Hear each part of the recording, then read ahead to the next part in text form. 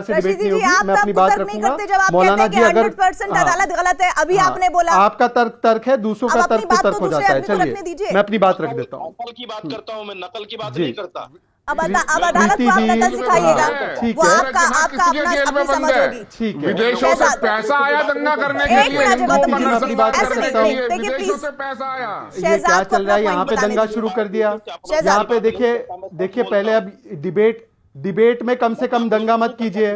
Debate में दंगा मत कीजिए। डिबेट में दंगा नहीं होता। चलिए डिबेट में दंगा मत कीजिए। अब मुझे बात रखने दीजिए। प्रीति जी प्लीज थोड़ा सा इनका फेडर डाउन करना होगा, वरना ये डिबेट का समय बर्बाद करेंगे। इनकी आदत है डिबेट में भी दंगा करना।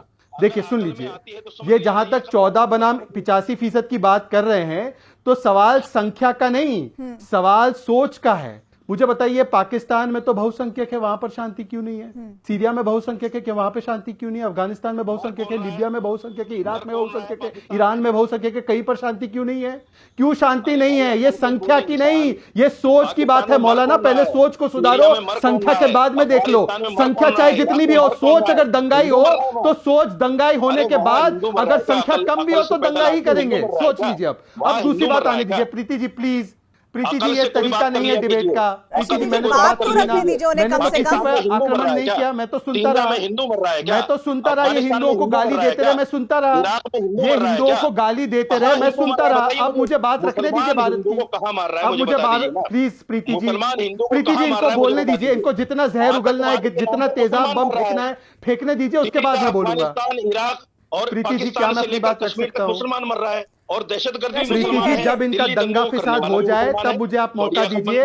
देश की जनता सुनना चाहती है। इस प्रकार की डिबेट में उनको कोई रुचि नहीं है जिसमें दंगा करते रहे। मुझे गुस्ताखी करनी पड़ेगी, मुझे आपकी ऑडियो बंद करवानी पड़ेगी। मैं ये नहीं चाहती करवाना, मैं ये नहीं करवाना चाहती। तो प्लीज आप सभ्यता रखिए इस चर्चा की, इस बहस की। इनका कोई इलाज नहीं है, इनका और कोई इलाज नहीं है। प्रीति जी इनका और कोई इलाज नहीं है।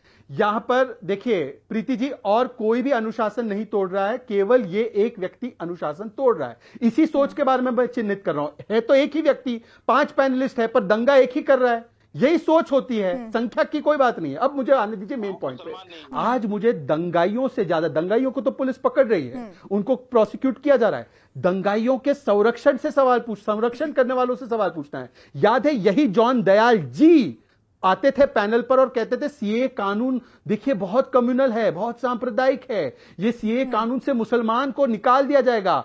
एक मुसलमान सीए कानून से नहीं मारा गया, परंतु 53 भारतीय सीए के दंगाइयों की वजह से मारे गए, जिसको जॉन दयाल जी और ये मौलाना अपने दिल से लगाकर कहते हैं ये प्रोटेस्टर है। ये प्रोटेस्टर है जो हिंदुओं को काफिर कहकर इस देश से बाहर करना चाहते हैं, ये प्रोटेस्टर है। आज जॉन दयाल जी को कान पकड़कर माफी मांगनी चाहिए कि मेरी वजह से, जो मैंने शाहीन बाग का मॉडल तैयार किया था, उस सोच की वजह से आज दंगे हुए और 53 मासूम लोगों की जानें गई और हिंदुओं के खिलाफ इतनी बड़ी साजिश हुई। तो जॉन दयाल जी की मंडली ने पूरी दुनिया में क्या कहा कि देखो मोदी के राज में मुसलमानों का जीना नामुमकिन है। और ये वही लोग हैं जो कहते हैं कि देखिए सीए में प्रावधान बदलकर वहां के भी मुसलमान यहां बुला लो। अरे भाई एक बात तय कर लो, यहां तो मुसलमान का रहना मुश्किल है, या तो ये देश मुसलमानों के लिए सुरक्षित है। एक चीज तय कर लीजिए जॉन दयाल जी, जवाब दीजिए। माफी मांगिएगा? किसके कान पकड़ू? इनके? हाँ ये बताइए। माफी मांगने के लिए किनके कान पकड़ने होते हैं? नहीं माफी अभी आप अपनी उम्र का हवाला दे रहे थे, तो मुझे नहीं बताना चाहिए आपको। नहीं आप ताहिर हुसैन के कान पकड़िए, आप शाहरुख के कान पकड़िए, आप शोएब के कान पकड़िए, जिनके नाम आए हैं दंगाइयों की लिस्ट में। से मैं गिरा नहीं करना मांगता हूं। मैं कह रहा हूं कि मोदी जी ने क्या उन लोगों को निकाला अपनी सरकार से जिन्होंने कहा था गोली मारो वगैरह वगैरह वगैरह वगैरह। मैं अपने मुंह से वो शब्द नहीं निकालना मांगता। जैसे मैंने कहा अब बहुत ज्यादा उम्र हो चुकी है। नहीं, किसने क्या कहा था? किसने कौन क्या कहा था बताइए? अनुराग ठाकुर साहब ने क्या कहा था? क्या किसी के घर से तेजाब बॉम्ब मिले?